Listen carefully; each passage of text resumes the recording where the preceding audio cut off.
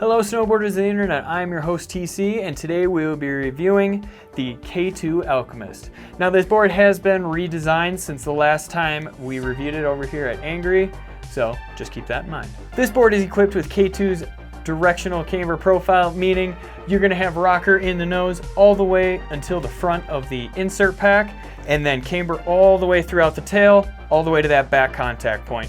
So you're going to get all of that drive and power from the tail all the way underneath your foot in that camber, and then you're going to have that rocker in the nose to help float in powder, also help with those landings when you're landing in some fresh powder, and it's also going to help with getting in and out of turns. This board comes in 154, 157, 159 wide, 160, 163, and 164 wide.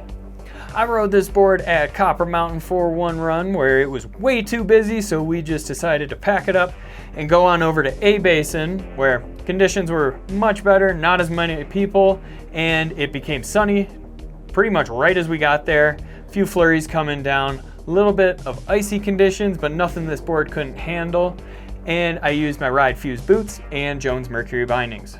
When it comes to flex, this board is definitely stiff. There's going to be no question about that.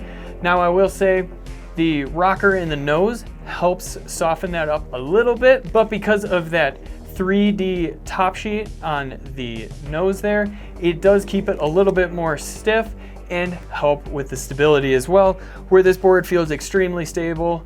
When I was riding it, I just wanted to go fast and just rail a nice turn, find a side hit at full speed, and just send it. When it comes to ollieing this board, there's a few things to keep in mind. The first is it feels like a full traditional camber board, so you're gonna have to put quite a bit of energy into it to get that return out of it. That being said, if you do pop it and time it correctly, you can ollie over a lift shack, a small house, that family of skiers standing on the lip, pretty much whatever you want at that rate. Where it pops extremely well, it lands extremely well and stable, where you don't feel any wash or anything like that when you're spinning off a jump. It just pretty much holds its edge extremely well when you're popping and landing. I've said it before and I'll say it again, this board, it butters like just a piece of butter that you got from the freezer. It's not going to be the most friendly by any means, where on the nose you do have a little bit of a rocker zone, so you can throw all your weight into it and really get over that, and it will snap you out. When it comes to the tail, you really don't have a lot of room to play with. You literally have pretty much the contact point there to balance on, where you got to shift all your weight over there and really try to hold it. It's not going to allow it that much just because of how stiff that camber section is. It's going to really fight you pretty much the whole way. This board carves extremely well, where since it is stiffer, you got that camber all the way to the tail. You can really push all that power back there, really press on it just to get those nice snap in and out of those quick turns. Now when you go to those medium and long carves, definitely keep your speed because it's going to hold. You can trust your edge. Now what I will say that is different about this model as opposed to that model is you do have that 3D shaping in and on the top sheet, where it does feel a little bit stiffer and it does hold up a little bit better when you're straight line and bombing. Whereas on that older board, you did feel that nose chatter just a little bit. This has pretty much remedied that whole problem there, where you don't feel anything and you just feel extremely confident. So you can take and go into those Euro carves full speed and just lay a trench. This board is made for that guy or girl that just wants to charge extremely hard. They pretty much want to hit all the big line, or they pretty much want to hit the big jump line out there. They want to go hit every rock drop. They want to go to that super steep technical terrain where they're going to need this board under their feet. Otherwise they'll wash out. Even if your name isn't Gabe Ferguson, you can still ride this board. You can still have a great time on it.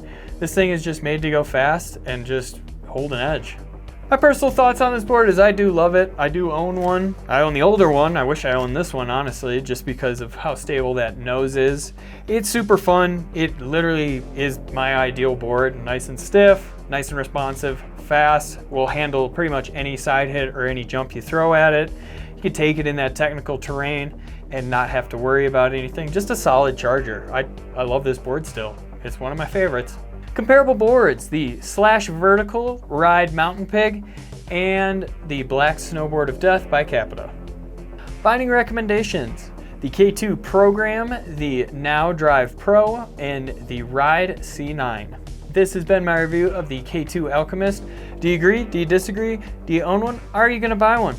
Leave a comment down below. I want to know what you guys have to think. If you're new here, make sure you subscribe, click that bell, turn on those notifications so you don't miss any new videos we have coming out. And if you want to support us further, head on over to Angry Snowboarder VIP. Sure, I could explain it here, but we have a great video over there getting into it really in depth. And as always, guys, I've been your host, TC. I'll see you out on the mountain.